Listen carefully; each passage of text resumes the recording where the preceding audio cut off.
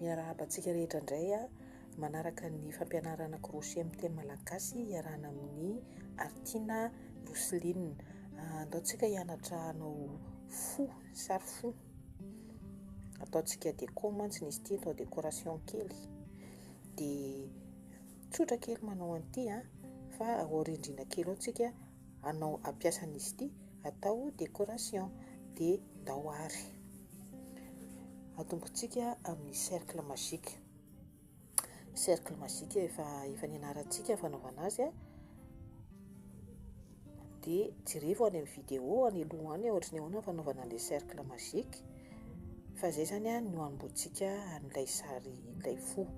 Manao maille en l'air anankitelo, iray, roa, telo, dia manao bride anankitelo,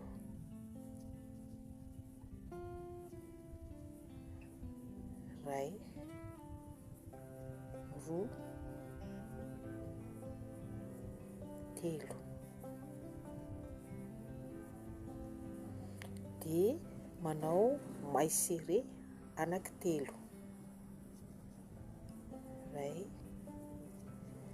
roa,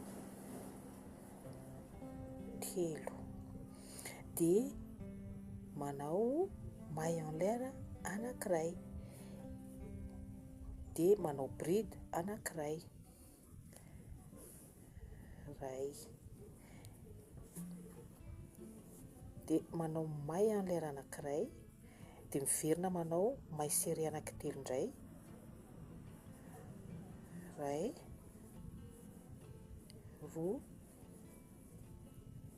telo, dia manao bride anankitelo, iray, roa, telo.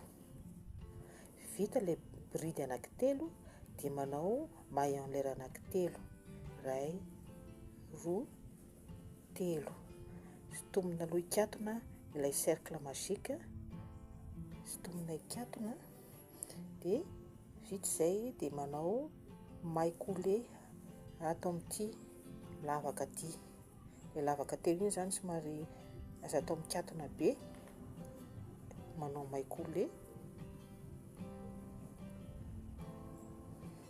Vita ny sary fontsika dia maille en l'air anankiray, tapahana, sintomina mba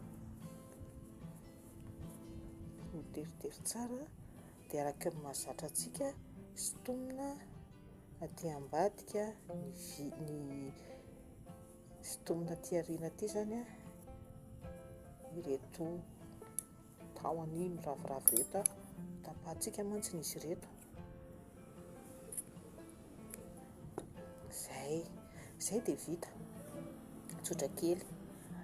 Anaovantsika décoration mantsy ny ity sary fo ity aorindrina kely ao.